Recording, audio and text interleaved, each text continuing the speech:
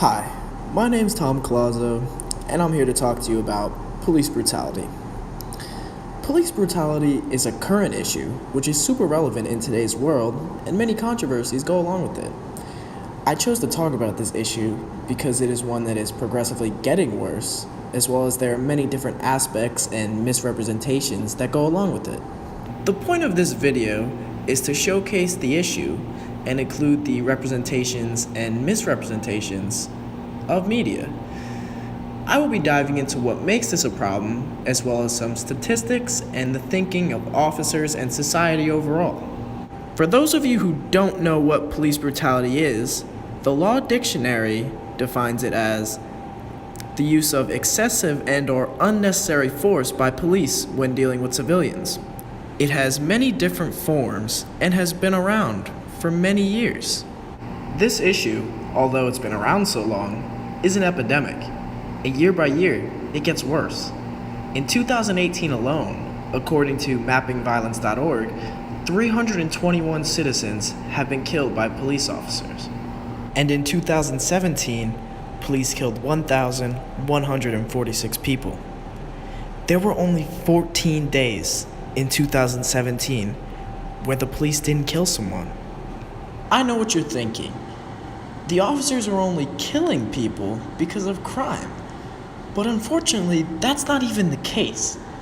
Fewer than 1 in 3 of the black people killed by police in America in 2014 were suspected of a violent crime and allegedly armed. That leaves the other 2 out of 3, or 69%, non-violent crimes and unarmed.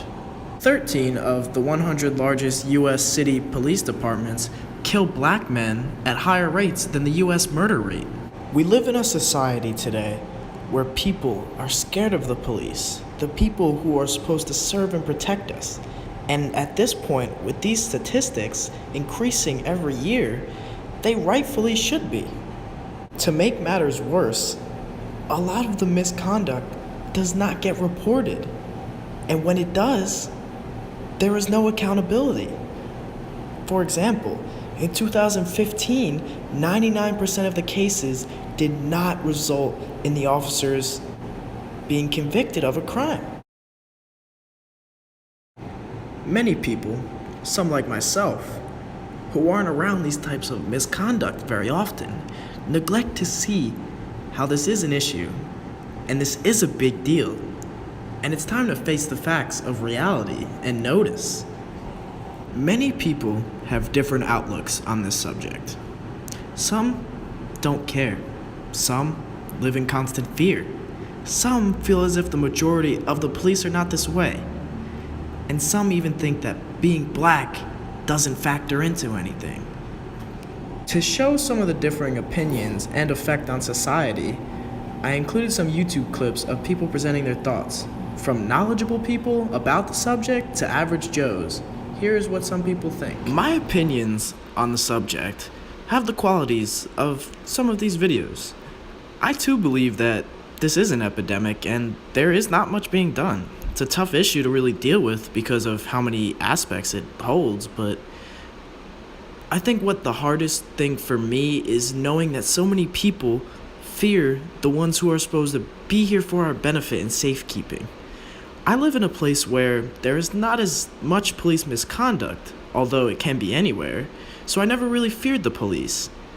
But after sitting and researching, it's become undeniably clear that there really is something to fear. It happens daily, can happen anywhere, and it could happen to anyone. The problem is clear, and the statistics are getting worse.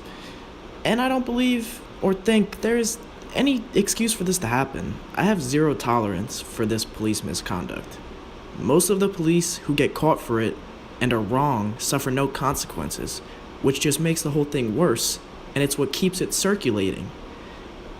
It's time to see what really causes this problem, as well as what can be done in really preventing it. This problem is one that can never be completely stopped, but the abuse and the killings can be and should be significantly reduced. We should not hate the police, and in time, we can get back to that place. where people don't live in constant fear. Because after all, not all officers and not all police are bad. But as George Bernard Shaw once said, progress is impossible without change.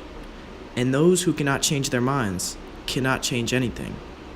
Together, we can bring awareness to this issue and help people see that police are not all bad and stop the abuse, stop the increasing body count. As citizens, we can also help the officers by being helpful and respectful towards them, as well as listening to them and their directions. We should feel safe in our communities and with the people protecting us. And with lasting progress, we can get to a point where our citizens and police can link together in society in peace.